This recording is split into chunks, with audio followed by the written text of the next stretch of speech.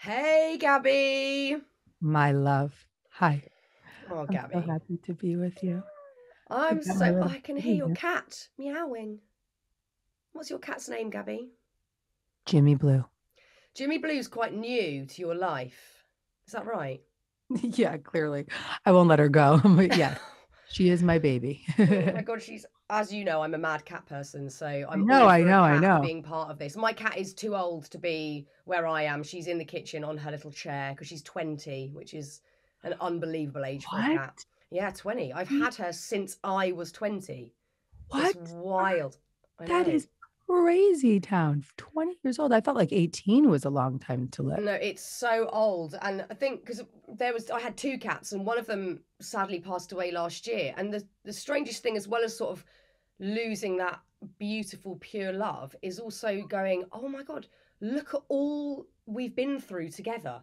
Like the places we've moved around and in and out of London, and the parties I've had, and you've been there, all the times I've been crying. And they're such a beautiful constant. It's, yeah, mad. I remember when your cat passed, and I didn't have Jimmy yet, but if I did, I would have been like bawling Yeah. because I I was sort of removed from that kind of love, and now I understand it, and it's really deep love. It's deep. It's And just people get it. uncomplicated. Like with humans, you love them, but it's not always straightforward. With cats, it's just, oh, any pets, easy, just pure love. That is the True love. transaction. That's it. They just want to give you cuddles. And and she's an angel. I really feel like an angel incarnated into this kitten. She's so great. Mm. I'm so happy you've got a cat in your life. It's beautiful news. Yeah. So Gabby, the first time you came on Happy Place, the podcast, I checked this morning and it was November 2020. Not only have we since become friends, but I mean, a whole host of stuff has happened globally, but also in your life and my life. So it's hard to know Wow. where to start. But yeah, Wow. it's a lot has happened since November 2020. And I'm very grateful that we're now mates. It's been lovely getting to know you over the last year and a half and chatting on the phone, FaceTiming, sending text messages. It's been a joy. I'm going to say that you, of all the people that I met virtually through the pandemic, and it's a lot, you made a lot of friendships like online during that time. Yeah. You are the one that I cannot wait to hang with. Oh, I know. I mean, you are my vibe. You are my people. I want to I want to bring my family to you. I want you to bring your family to me. I want to just hang big time. It's And gonna be intense when we meet yeah, and totally. loud. Totally. What's your sign? What's your sign? I never asked. Virgo. Oh, yeah, you're totally a Virgo. You are like Yeah, super organized. Yes. I am I a love Virgo. I love a Virgo in my life. I am a Scorpio, but I love that level of tidiness. Oh, it's my husband's a Scorpio, so I know that dynamic very well. I'm not And surprised he is. You can kind of yeah, see it in you can see it in someone's face. I don't know. Yeah, not surprised. I'm a classic Virgo though. Like I'm textbook. I'm under the dictionary where it says Virgo is just a picture of me. I'm embarrassingly Virgo. Um, so Gabby, as I said, it's hard to know where to start because so much has happened, and I can't really remember what we talked about in that first episode. I know we had a wonderful connection, and it was a very beautiful episode, but we've got so much more to talk about. And one of the things that's happened over the last year and a half is, everybody has faced certain challenges because of what's going on in the world, but also just personal things that are happening. And much like myself, when you're going through stuff, you turn to writing. And I'm sure that if you weren't a published author, you'd still be doing that. It's Mhm. very healing, wonderful practice.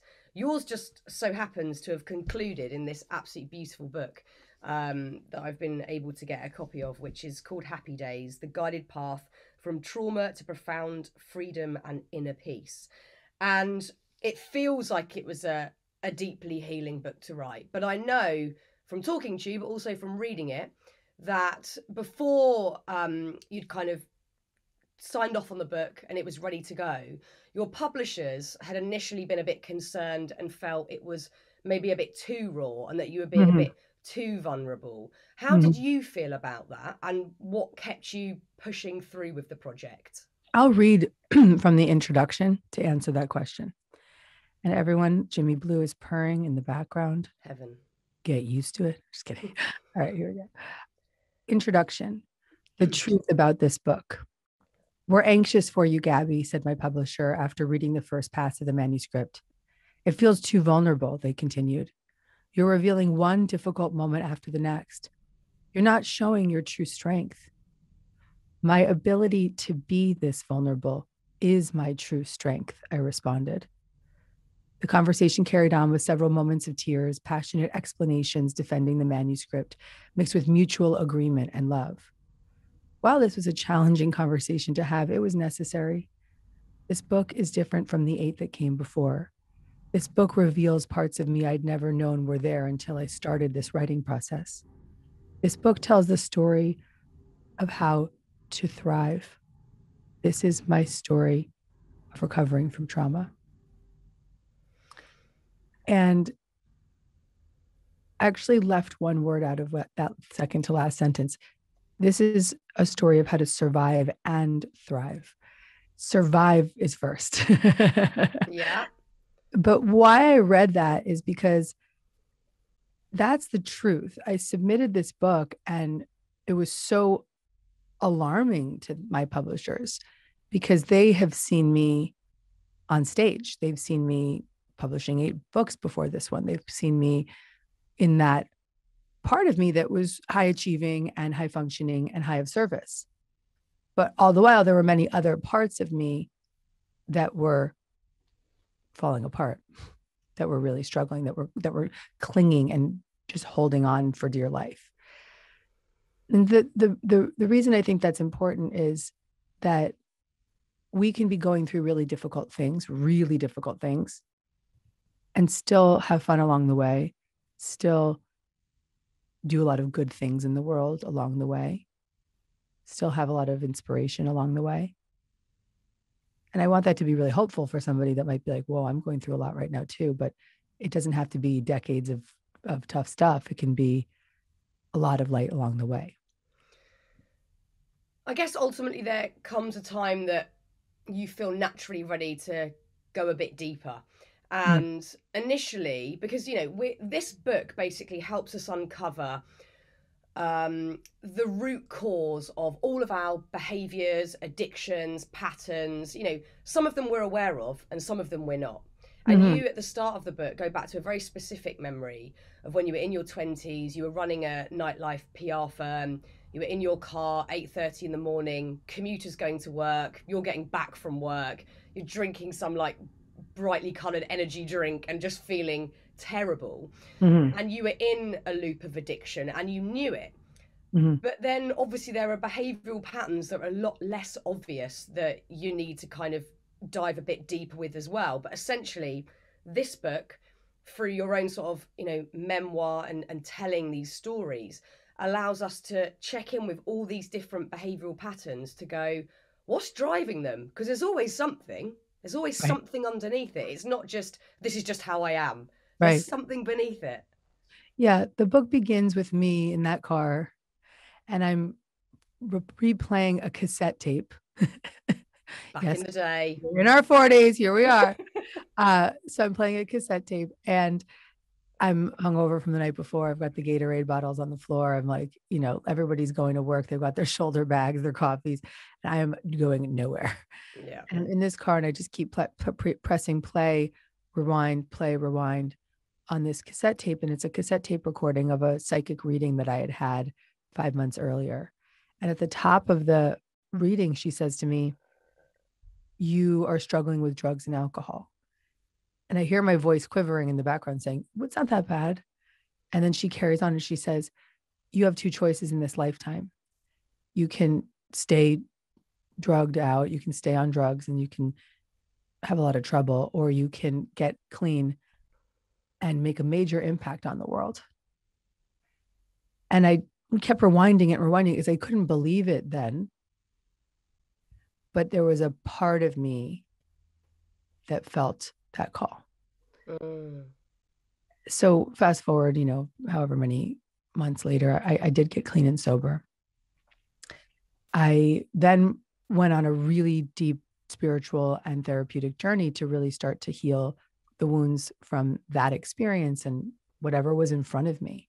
But I always wondered, Fearne, I was always like, what is underneath this? Why did I run? Why am I still running now that I'm sober with codependency or with workaholism or all the other ways that we numb out and anesthetize the deeper rooted parts of ourselves that may not have a voice? And so first I had to become aware of all the triggers and all the ways that I ran.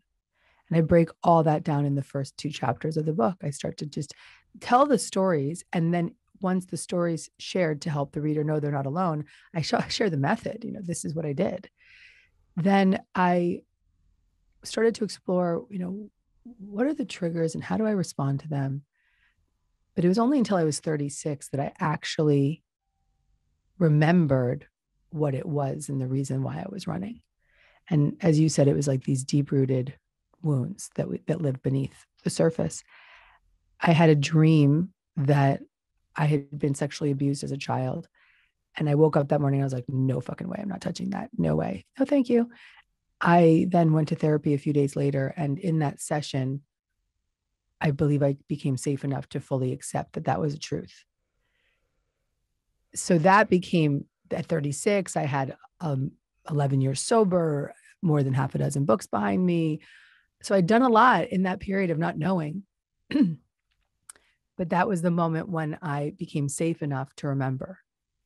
And I had dissociated from that trauma 2 decades earlier, more. And it was time, 3 decades earlier, it was time for me to fully recall that memory and start to get to work on the trauma recovery. And that's only halfway through the book.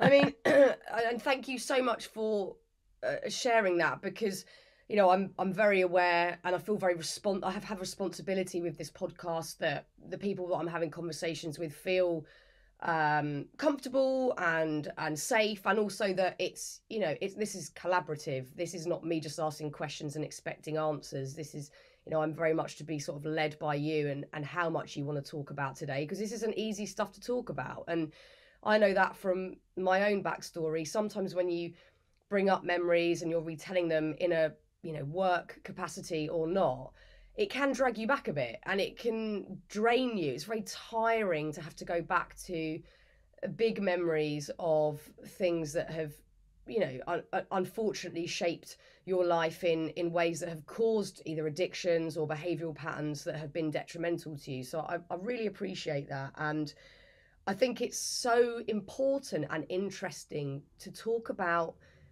the effects that trauma has on your cognitive memory.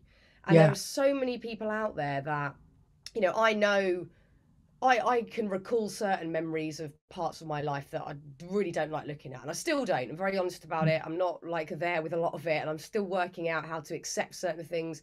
I'm still not talking about a lot of it publicly because I'm not there, but my memory is shit. Like, it's shocking. But I've blocked out good bits as well. I've blocked out, there are whole chunks of my 20s that I just think I don't know. And my girlfriends will be going, oh my God, do you remember that time this? I'm thinking, it's not in there. It's just absolutely not in there.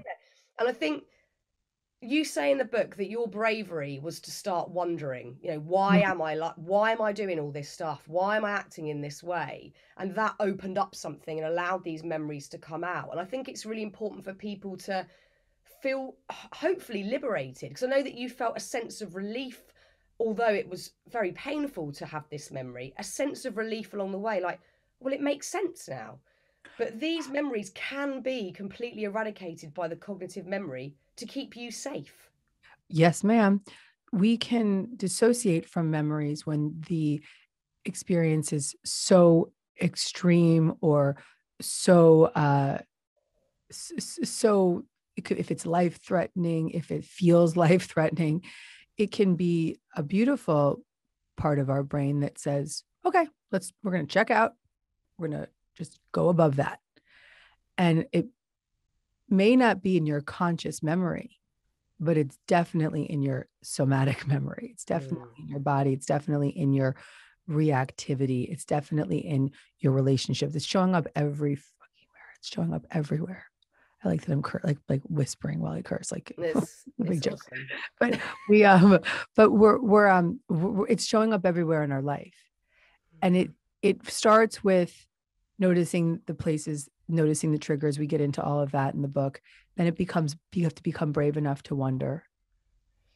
Then It's it scary. really, and then when you remember or you accept the truth, because many people do know what's gone down in their history, trauma with a big T, trauma with a small t, and that's for every single person listening now. Trauma with a big T was sexual abuse as a child, or any kind of physical violence or sexual violence, or a tragic event.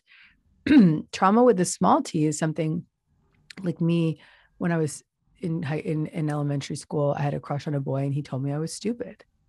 And that moment in time dictated the next 30 years of my perception of my ability to retain information, it almost stopped me from writing my first book. And it really only has been fully recovered in this last year. I went as far as to just do a tremendous amount of research for this book. And then I got trained in one of the modalities that I teach in this book called internal family systems therapy. And I've got my CE credits, and I was in school and I was like, oh my God, what a reprocessing moment. This small T trauma Yeah. changed me for 30 years. It made me show up in ways that were really small. And when it came to educating myself, and now my brain was reprocessed and I could do it. And so there's small T traumas and big T traumas, and they all have effect on our life. So the journey of undoing begins with becoming brave enough to wonder. And not everyone's going to have a dissociated memory, but they definitely have an experience that they have tucked under lock and key and just said, no way, I'm not touching that. I'm not going there. I'm going to build up all these other protection mechanisms, AKA in my lexicon, protector parts, as it's taught in IFS, and all these different parts of myself to numb and push down those experiences and fears and memories and things I never want to touch again. And so protector parts for look like workaholism. Yeah. They look like cocaine addiction in my case.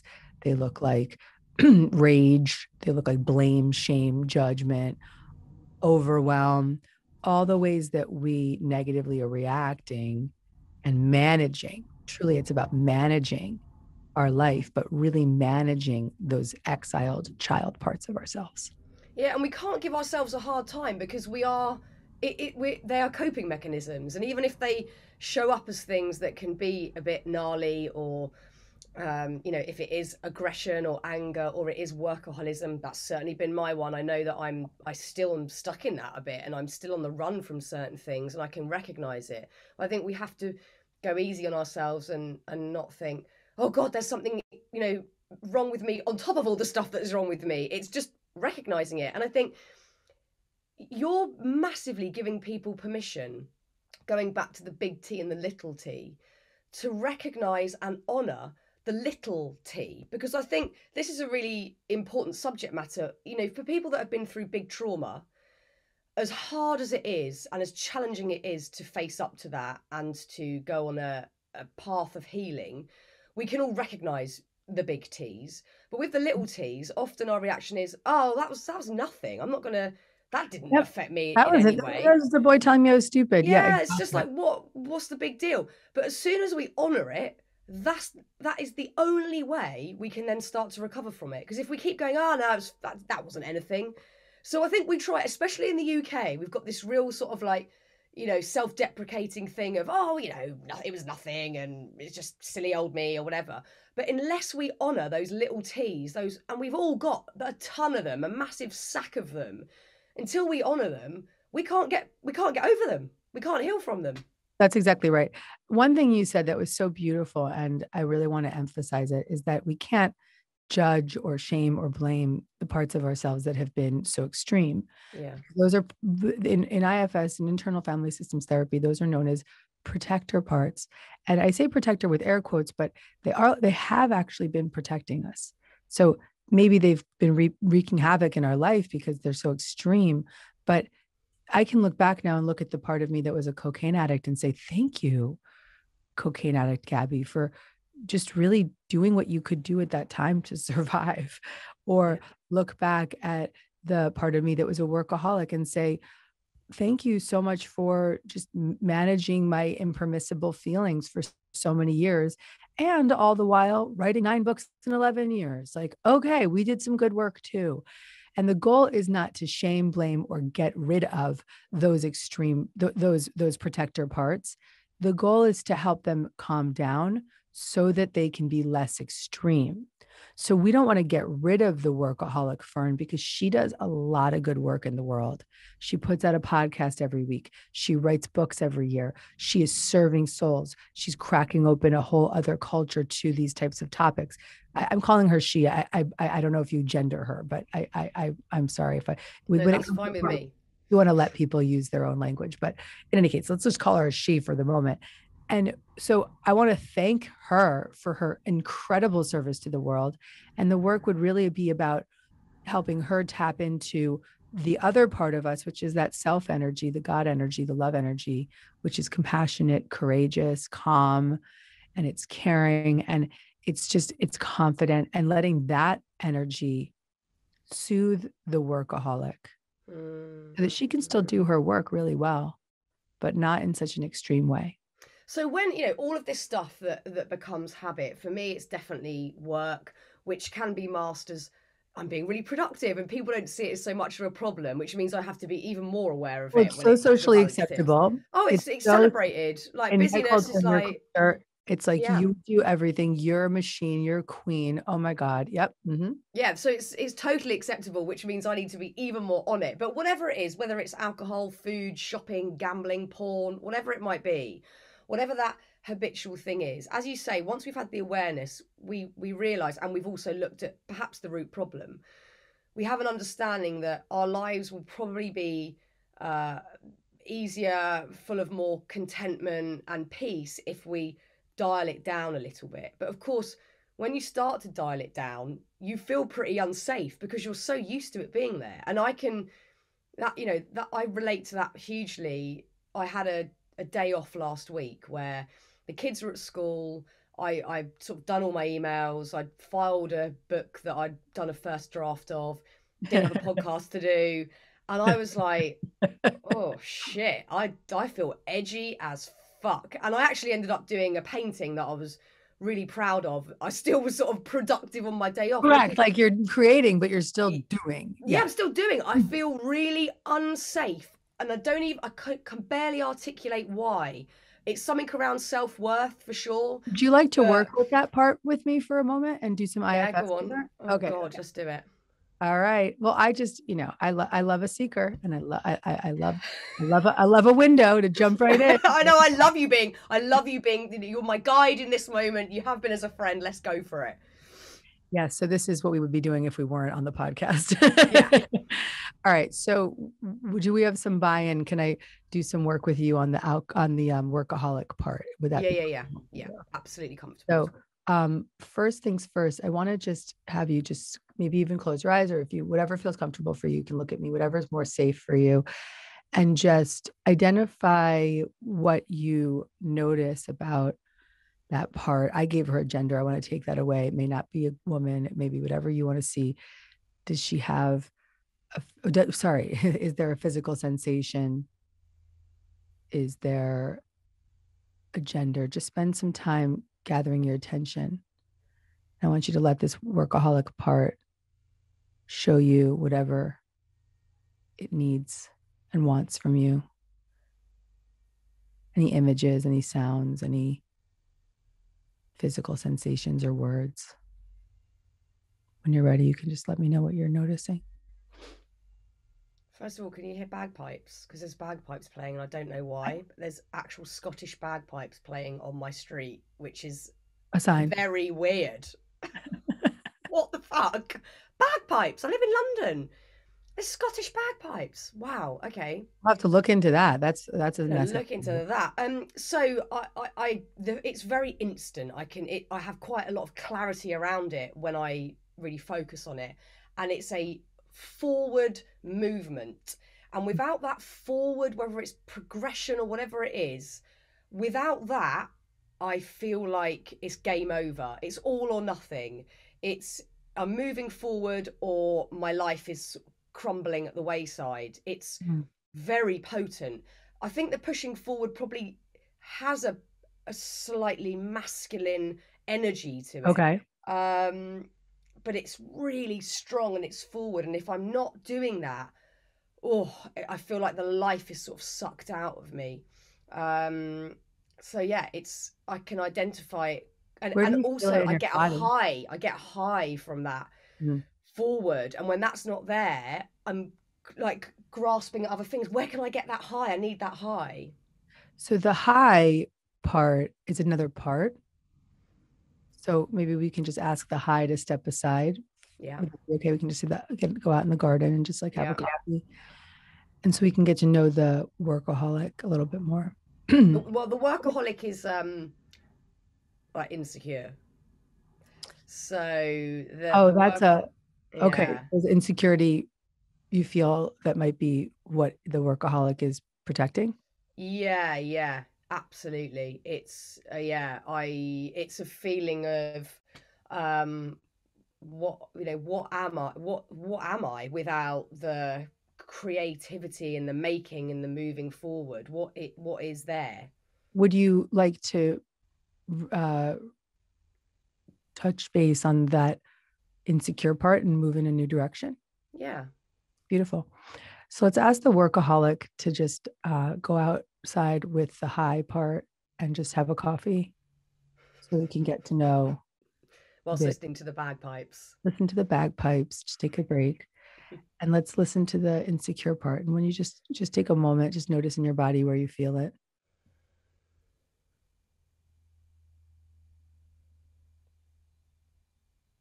Or if there's anything it wants to say to you.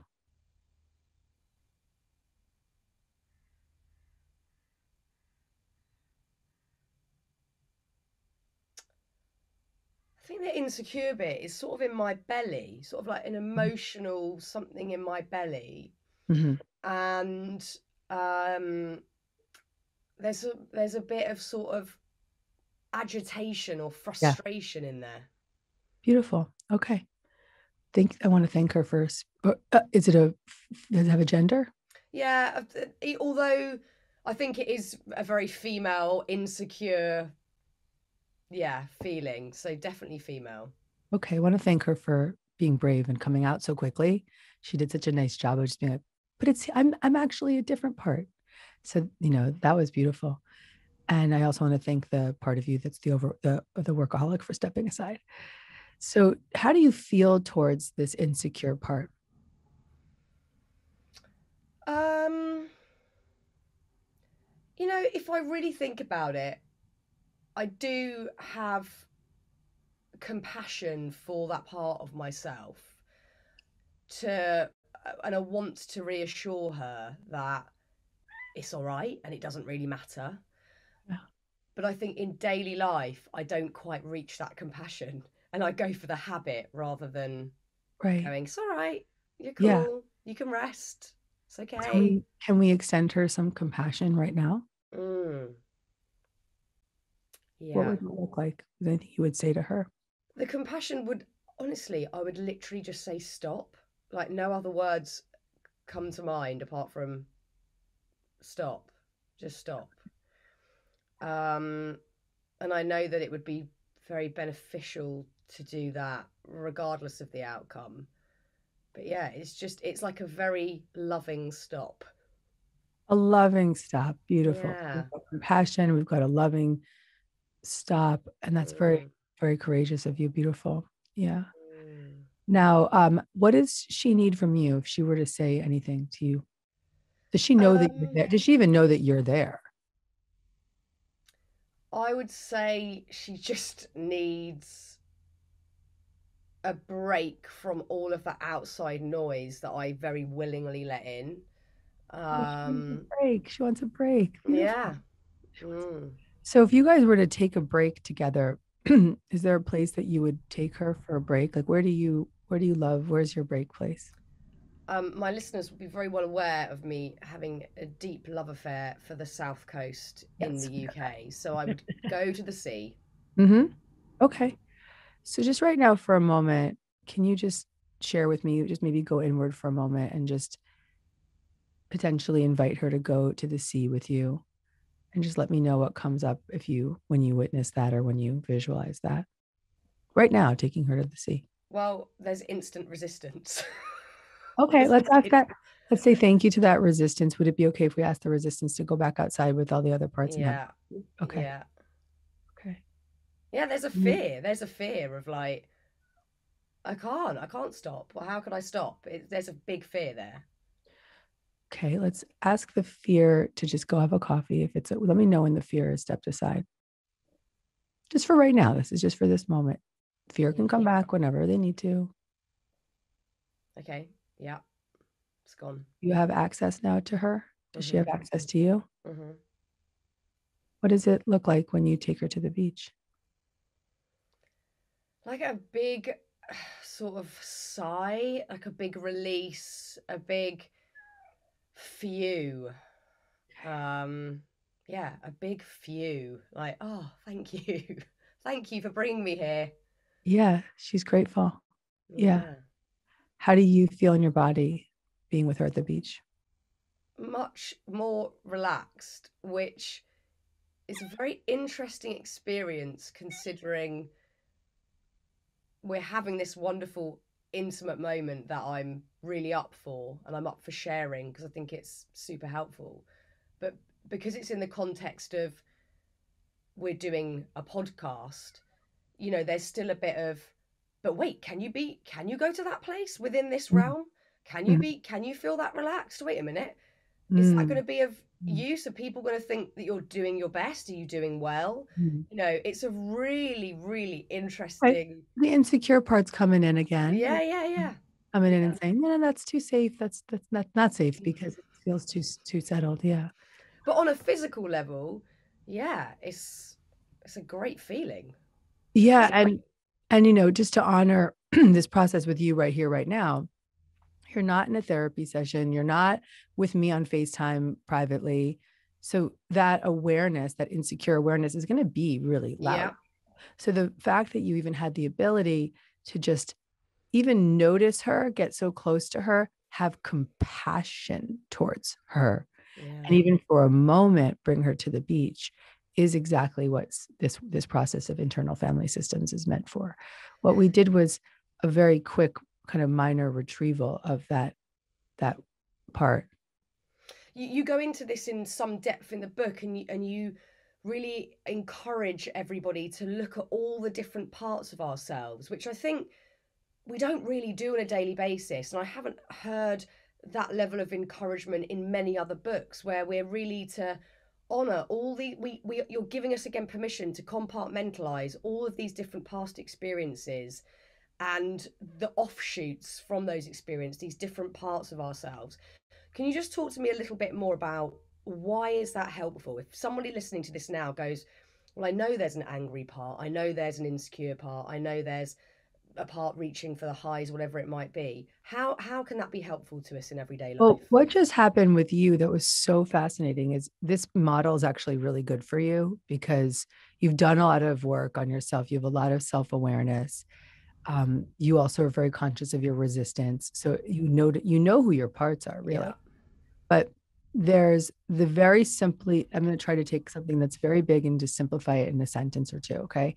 So we have exiled parts that are the inner children, right? The little girl that was told she was stupid for me, or the girl that was sexually abused as a child. And we say, no way, not going there. Going to build up all these protection mechanisms to not have to feel that. Those protection mechanisms look like workaholism or addiction or whatnot. In your instance, you have the workaholic who's actually been protecting the insecure part. And my hunch is that that insecure part is a child part potentially. Yeah, yes, you co-signing Yeah, that. I think so. Yeah. Okay, so that what we did was I'm glad that we stopped when we did, because typically in this kind of setting I wouldn't go too far into those exiled parts, but you have so much behind you that you were ready to just talk to her so quickly. And what we did was, when we asked the part of you that's the workaholic to go get a coffee, and when we asked the there was another part, the fear part, to go have a coffee, and then there was another guy in there that we said, go have a coffee. When they started to go have a coffee, they settled down. They're like, I can take a break for a moment. Yeah. And when they separated and went outside in the garden, we had what's called direct access. I knew that you had direct access from your highest part, which is yourself, right? The higher self, which you would call it maybe, but in IFS, self with a capital S, compassion, courage, calmness, curiosity. And the first word out of your mouth is, I have compassion for her, which immediately let me know that you had direct access to this younger part of you, and that we could, even for a split second, do a mini retrieval and just say, hey, let's go to the beach.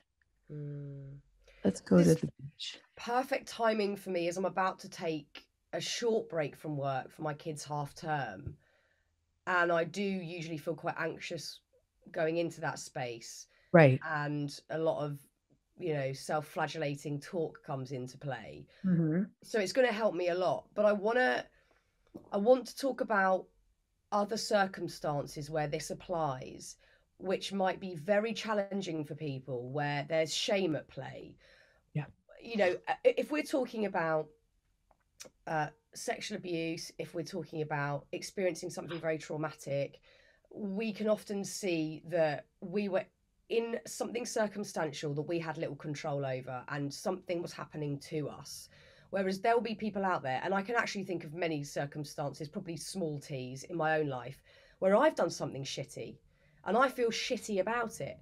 And there's shame on top of that, and there's regret, and there's guilt, and all those feelings. And I think it's probably one level harder to feel compassion to that part of yourself where you've way harder.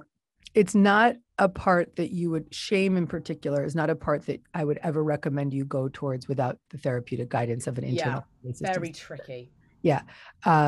It's not something that I would ever do. I mean, my work with IFS is very it's like half of the system, because the deeper work would have been us going, you are a therapist, or maybe you and me because we're close, but going closer and closer to that insecure part and really working with her. But I wouldn't do that here. And I definitely wouldn't advise that somebody do that. My job in introducing this model to the world is to help people notice their parts with compassion, courage, with curiosity, to really, so there's 8C qualities in the IFS model. So when you're in that self energy, you're connected, you're calm, you're compassionate, you're curious, you're confident, you're creative. Creative is good. Yeah. So those C's, those 8C qualities, when you notice that they are there and they are feeling any one of those qualities towards the protector part, that's really the way that I want to use this model, is just to create direct access from the self, which is all those C's, to the parts that are extreme. I don't necessarily think any of this stuff's linear, is it? It's not like we can go, and I'm interested to know what your own experience was like. Obviously I have an understanding from the book, but hearing from you personally, from having that very traumatic memory recall to, luckily having the wisdom that you do and the access to brilliant minds that you have and a curiosity to learn, no path to healing, or I don't know if you ever end up in a place of feeling fully healed, but no path of healing is linear. It's not like just one straightforward ascent. I'm imagining it's undulating, and I wonder where you're at today. Where do you feel you're at today in that course of healing from understanding your own past? Yeah.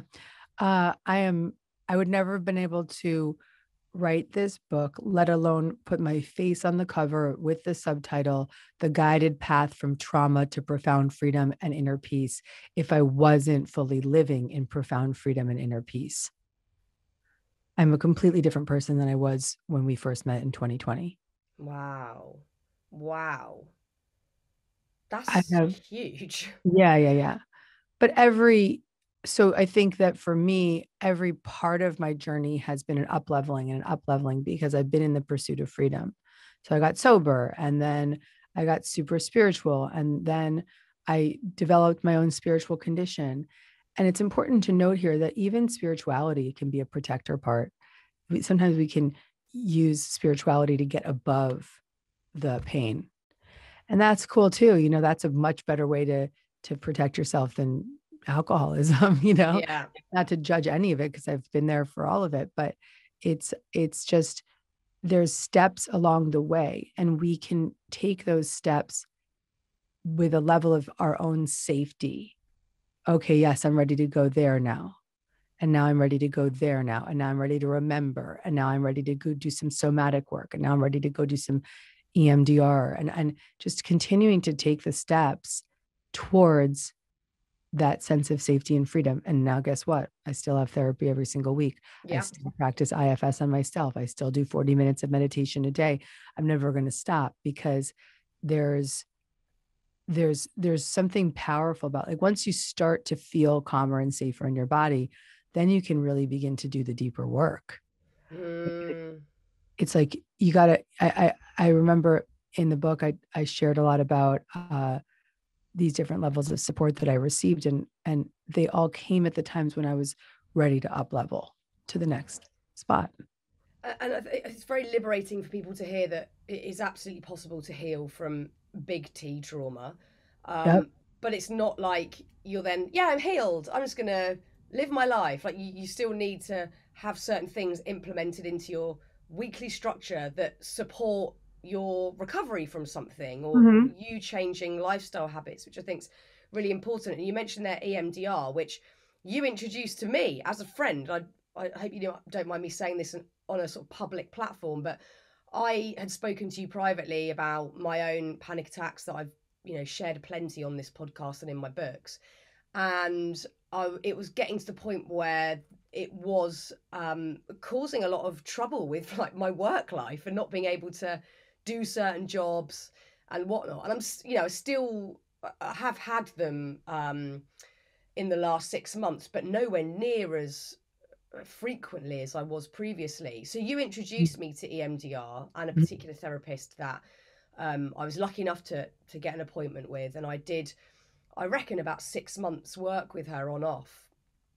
And we'll get to talking about what the hell it is in a minute for that, because I didn't know what it was before you introduced it to me. But I will say, on the last, I didn't know when my sessions were going to run dry. Like, when are we done? When are we, when are we at a place where I don't need to do this as frequently? And on my last session, during this process we'll talk about in a minute, I had this really clear vision and started sort of laughing my head off. Yeah. And I was like, oh, wow, okay, something quite mad's happened there. Some shift has taken place. So it's been massively helpful, and it's lessened the sort of acute anxiety that I had in certain situations, and has given me another tool to use as well. So talk to me about how you discovered it, how it's helped you, and also if you could just give us a little background on Yeah. what the therapy actually is. I introduce all these different therapies I'm talking about very closely in the book. And I also give methods in the book that you can start to use these kinds of modalities for yourself safely before you decide to go further with a therapist. So EMDR is known as eye movement desensitization and reprocessing. It originated with a therapist who had sort of been working something out in her head, and she was sitting on a bench and she was watching a bird fly from tree to tree to tree to tree. Is that right? Yeah. And she noticed that she was able to really process what she was working out much more easily when she had that bilateral brain stimulation of looking back, looking forth, looking back, forth, back, forth. And so she started to really dig into this and identified that indeed bilateral brain stimulation is a really supportive way to get access to a process of reprocessing the disturbance. And the beautiful thing about EMDR is that you're talking about this target, whatever it might be. It could be the trauma, or it could just be today's issue, but it's all related. And the cool thing is you don't have to go back into the original moment. You don't have to deal with the inciting incident. You can deal with the workaholism and you're still dealing with the inciting incident. And so you allow yourself to really focus on the target feeling, similar to what we were just doing with talking to the protectors. And all the while you have some kind of bilateral brain stimulation. So your eyes are going back and forth, or you have a buzzer in either hand or a buzzer in either ear. And it's just, or music, there's EMDR music, which we can put in the show notes here, and they're in the resources in my book. Yeah, that'd be great. So you're going back and forth. Then while you're doing that, you're opening up your brain's window of tolerance to actually process the original emotional disturbance.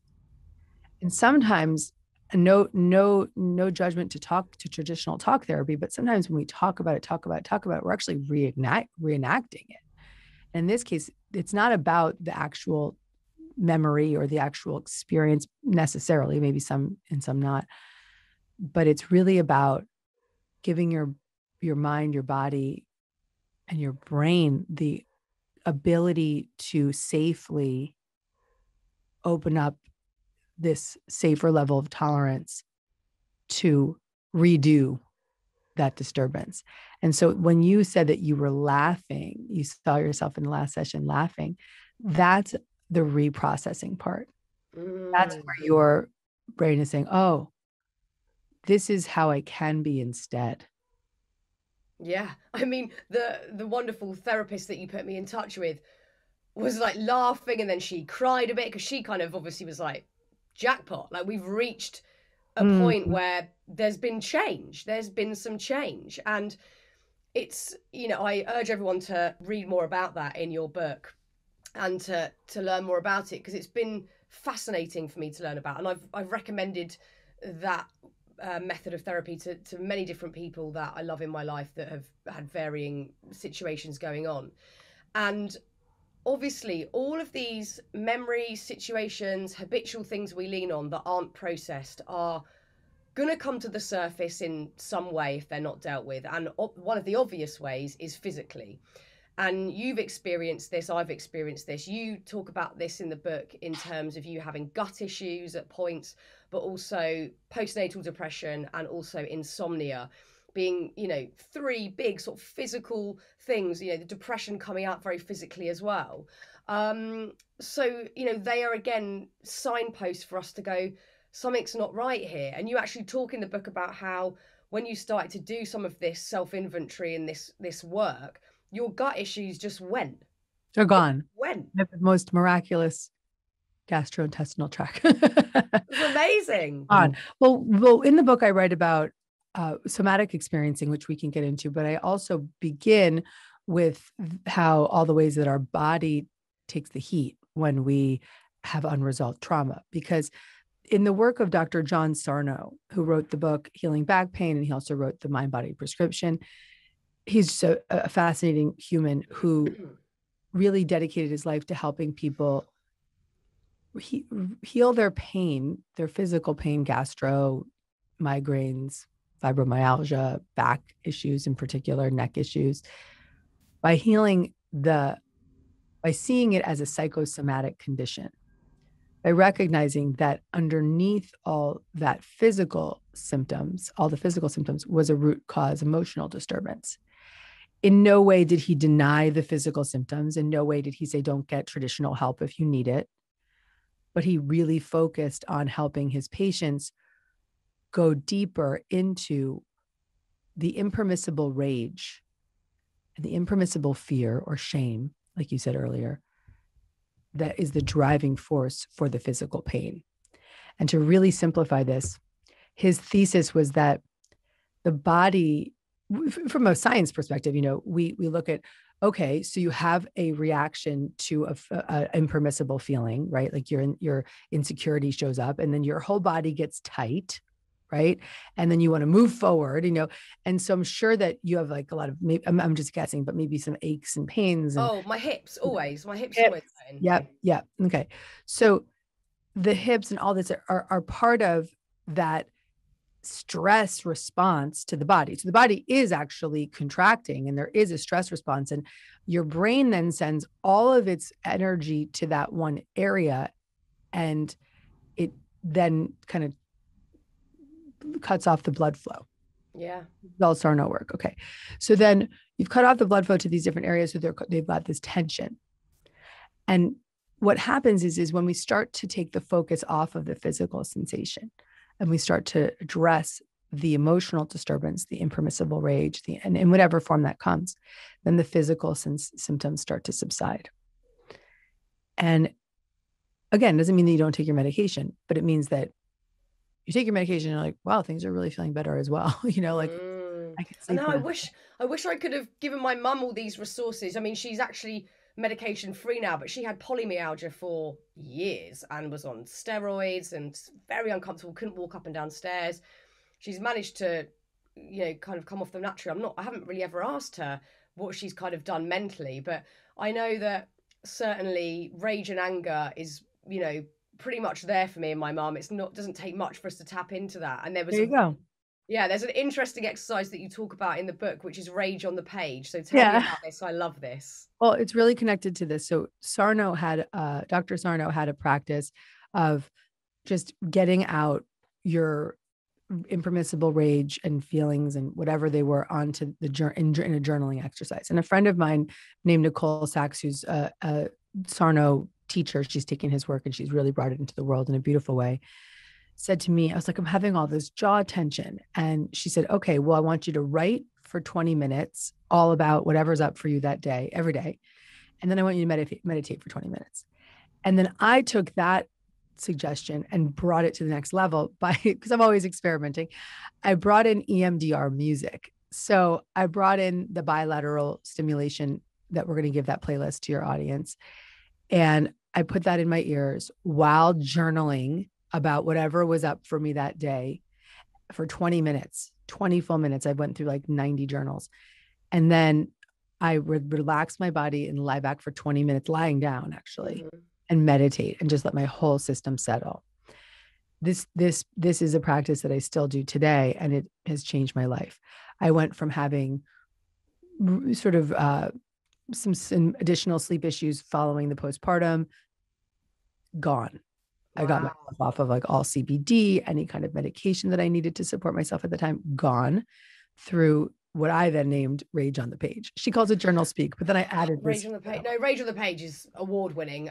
Rage on the Page is so good, and it's something I think, because I was doing my morning pages, like a Julia Cameron Artist's Way type thing for a long time, and I dip in and out of it. And then sometimes it is rage on the page, whether I like it or not. Everything I'm writing is like, this is fucking shit. This person's an arsehole.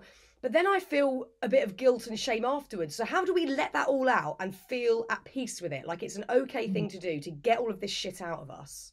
Well, give yourself permission to, instead of seeing it as like a way to judge yourself for having those feelings, just see it as a way of cleansing your mind at that time, because you're going to take a shower because you got really dirty and stinky. So, okay, you got some dirty, stinky thoughts. You got to get them out. I love it. Honestly, I really need to implement this because I can see. I can tell you right now. The power. All right, I'm giving you a Gabby prescription, okay? Right. The next 30 days, I'm going to give you music for your podcast, but for you as well. I want you to sit down. I'm going to ask you to carve out 40 minutes a day. Okay. 40 minutes a day, Fearne.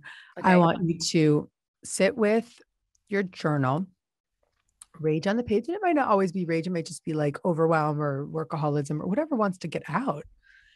And just let it out with full permission and compassion towards yourself. Yeah. And then lie down and close your eyes and listen to the binaural music the whole time, the whole 40 minutes. You're on repeat.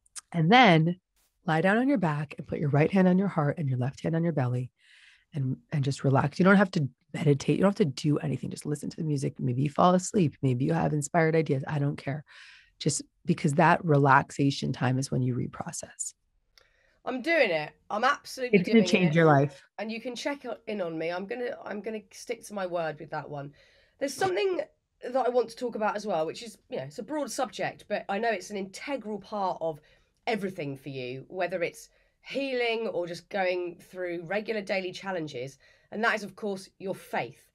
And I wonder, because that word, I've spent quite a lot of last year thinking about what that means to In your me. beautiful book, by the way. Thank you so much. I actually really, 1 second. Let me gush.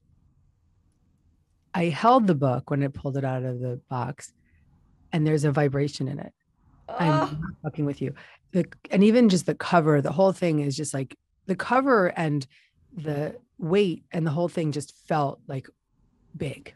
Oh, I'm so glad. And then I Thank dug you. the heck into that book, and I was just, first of all, just so fucking psyched that you are the voice box for these messages and to demystify these principles for so many people.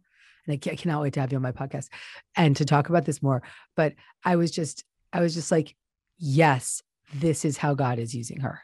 Oh, well, that is honestly very generous of you, and it means the absolute world. And thank you for being part of it as well. Did you like that I called you Debbie Harry with wings? Yes, yeah.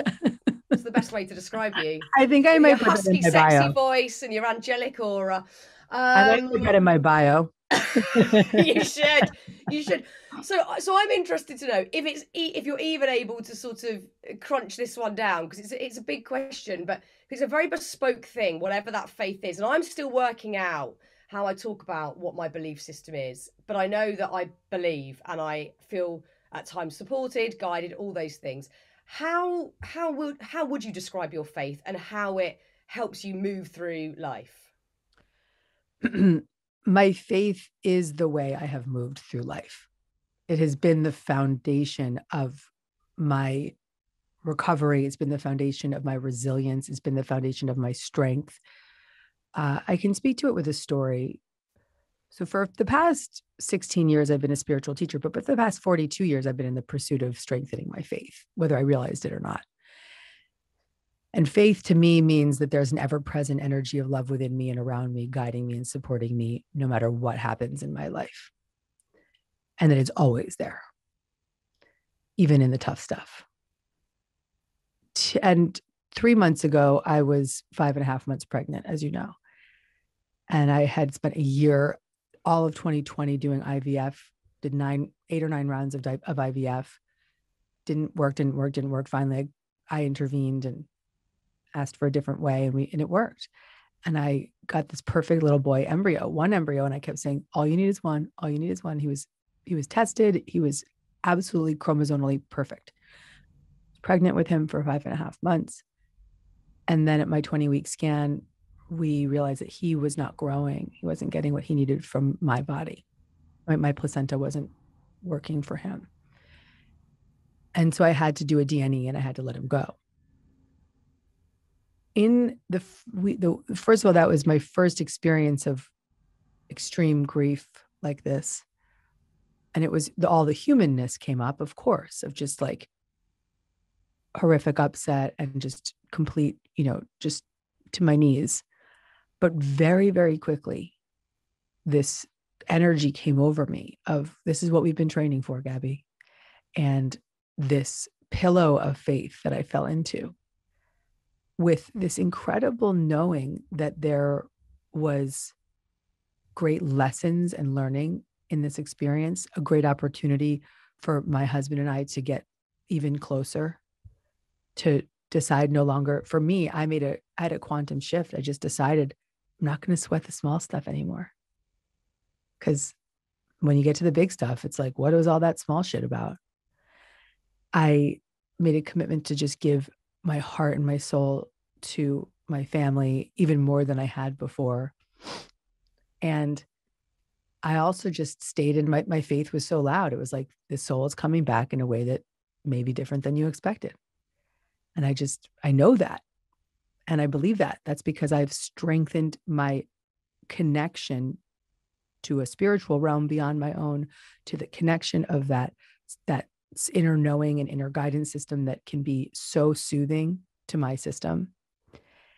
And I am just really proud to say that the years and years, that the decades of counsel that I have given to other women who have been in that situation, even when I had never experienced it, were absolutely correct. Because when I got to where I was in that situation, it worked. And when I say it worked, it means that I was able to I am able to continue to move through this grief with grace, and most importantly, a strength and faith that there's something else on the way, and that there was great learning and opportunity in that experience. Again, thank you so much for sharing that, because I know it's not long since it happened, and I know it's been deeply painful for you and the family. And again, you very graciously shared a lot of your experiences with your followers and your audience, to be of service for them and to help them and to gain even more connection with people in the most healthy and beautiful way. So thank you for sharing that. And I think, the same goes for me in my life. Without a belief in something else and something bigger, there's certain things that I don't know how I would have got through certain situations. It would have been a hell of a lot more painful, and I probably would still be stuck in those sort of situations now. So I feel very grateful that I can tap into that, and I'm so glad for you that you've got the same. And I've learned a hell of a lot about that subject matter from you, and even from before we met, reading your books and having a curiosity and a willingness to sort of learn, and you've been a huge part of that. So thank you so much.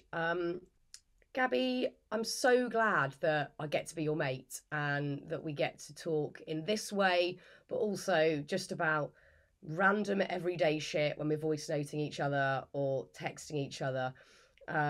It's kind of, I guess, the beautiful thing about my job now is that I just get to meet all these beautiful people just sort of turn up.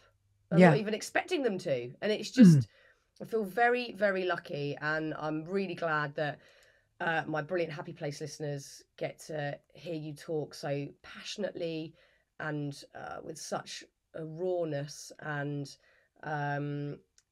that, as at the start, we talked about that beautiful vulnerability, and you show up with that every time. So I'm beyond grateful, Gabby. Before we close, I just actually want to bring that full circle moment of you opening by acknowledging that my publishers were nervous for me. It was too vulnerable. And what they were correct about was, in that first draft of this book, I hadn't really done enough emphasis on how faith was with me the whole way. And I had about a week to go back in, and I went back in and just, when you're doing a painting and you finished and you think you're done, but that last 10 minutes or the last You're never hour, done. You're never done. Never done. But keep going back. That last, few strokes just nails it. And so I went back in with those last few strokes, which was really emphasizing how spirit was by my side the entire time, and how I would never have been able to be where I am, sitting in the seat of freedom and inner peace, if I hadn't had that spiritual connection as my foundation. I mean, there's no way you'd be able to, write about this stuff or sit here today talking about this stuff if you didn't have that faith, but also if you hadn't been willing to have a deeper look and do the necessary work to get you to that place. I know that for sure personally, because there's certain things that I still don't want to talk about because I haven't reached that place yet. But again, you will act as a huge inspiration to me that you're willing to go there and you're willing to put the work in to get to that place where you can share it. It's very, very powerful. Very powerful.